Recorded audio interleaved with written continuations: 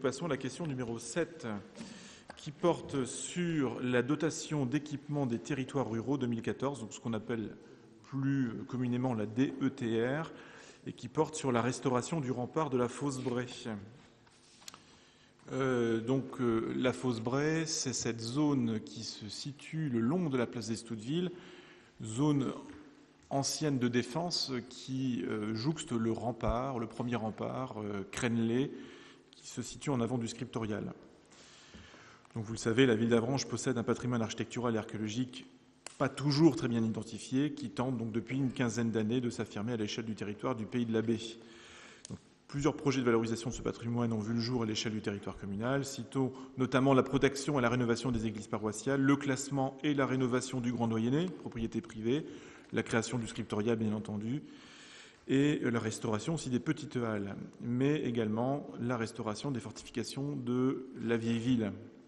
Donc en 2005 et 2008, le mur d'enceinte de la Fosse Bray, donc la Fosse Bray c'est un terme technique d'architecture militaire, donc situé en avance du scriptorial sur la place d'Estouteville, a fait l'objet d'une première restauration minutieuse, après donc une inscription à l'inventaire supplémentaire des monuments historiques. Cette ligne de fortification, donc, est unique en Basse-Normandie, est un témoignage assez exceptionnel de l'architecture militaire de la guerre de 100 ans. Pourtant, donc, seule une première phase de travaux a pu être réalisée. Et nous pensons que pour le territoire d'Avranches et du Pays de l'Abbé du Mont-Saint-Michel, il est aujourd'hui important de poursuivre l'achèvement de ce chantier qui se situe à l'arrière de l'hôtel de ville, donc dans une zone extrêmement importante d'un point de vue touristique et stratégique à l'échelle du territoire communal. Donc, outre les contraintes techniques évoquées ci-dessus, donc, il est important pour la ville d'achever les travaux préalablement à des développements futurs, notamment de rénovation des jardins. On revient au végétal, puisque notre objectif serait de valoriser cette bande de terre qui démarre sous cette tour qu'on appelle par erreur le donjon et qui va jusqu'au scriptorial, puis ensuite de penser la rénovation du jardin dit jardin Bergevin.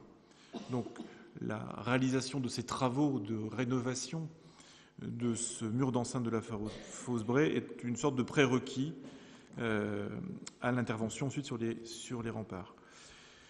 Deuxième point, donc pour nous, il est urgent de restaurer cette muraille afin qu'elle résiste mieux aux épreuves du temps. En effet, si vous circulez dans ce secteur, vous avez dû remarquer que la muraille qui reste à restaurer n'est pas en bon état, qu'elle présente des problèmes de structure maçonnée qui, avec les intempéries, le gel, le ruissellement, accélèrent leur dégradation. D'où le caractère d'urgent qu'il nous semble important de souligner ici.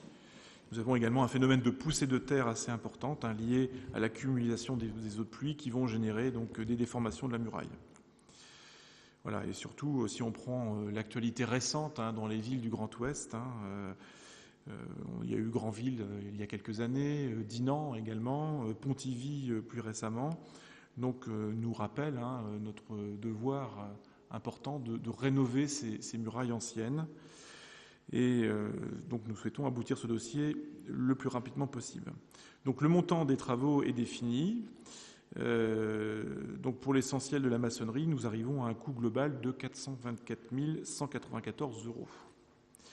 Le découpage se fait ainsi. Donc pour la partie située sous le jardin Bergevin, on a un montant de 170 000 €. Pour la partie située à proximité de la tour sous la geôle, donc c'est la tour qui est la plus proche du scriptorial, nous avons 31 000 €. Pour le rempart situé en avant du jardin Bergevin, nous avons 85 000 €. Pour la reprise des parements jusqu'à la tour, donc là c'est sur la partie qui reste à terminer au contact de la tour, on a 70 000 € prévus. Et puis ensuite, donc les honoraires, contrôles et imprévus s'élèvent environ 68 000 €. Donc nous avons examiné différentes hypothèses de financement. Nous pourrions obtenir de l'État, donc la DETR, 127 258,20 €, c'est-à-dire 30%. Dans le cadre des contrats d'action territoriale, nous pourrions obtenir 106 048,50 €, soit 25%, et du département 63 629,10 €, soit 15%. Donc ça nous ferait un sous-total de subventions publiques de 296 935,80 €, 70%, ce qui devient intéressant. Voilà, donc, nous pourrions avoir un recours à l'emprunt donc à hauteur de 127 258,20. Non, on fait signe que non. Il n'y aurait pas de recours à l'emprunt, pardon, c'est bien ce qui me semblait.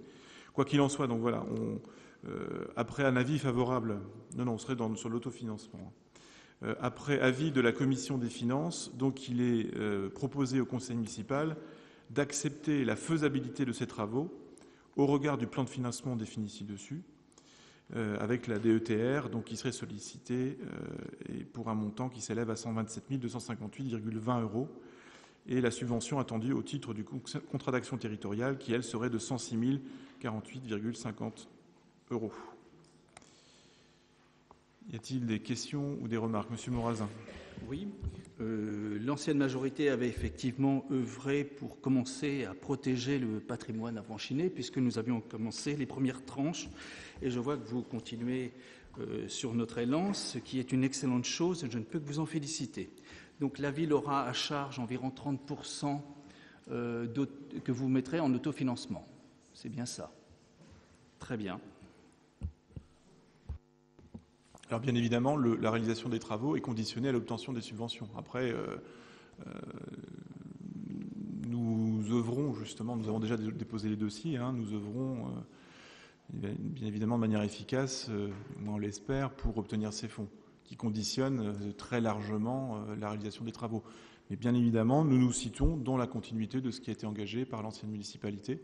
Nous l'avions annoncé dès le début, j'ai envie de dire. C'est comme pour le zéro phyto, finalement. On est dans une logique de continuité et nous voulons aller chercher ces financements pour aussi soulager les finances de la commune, bien entendu. Et il est vrai qu'une somme de 100 000 € reste une somme accessible en soi. Oui, c'est accessible. Et le jeu en vaut la chandelle, si je puis dire, puisque de la rénovation de cette fosse Bray découle ensuite l'intervention sur les différents jardins.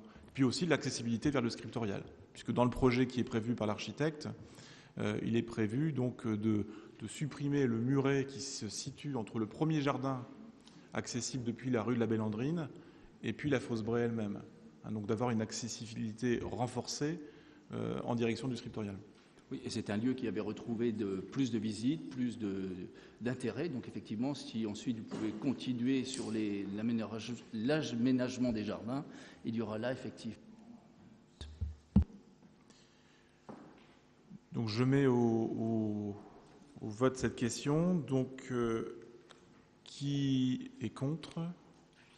Qui s'abstient? Donc à l'unanimité, cette question numéro 7 est acceptée.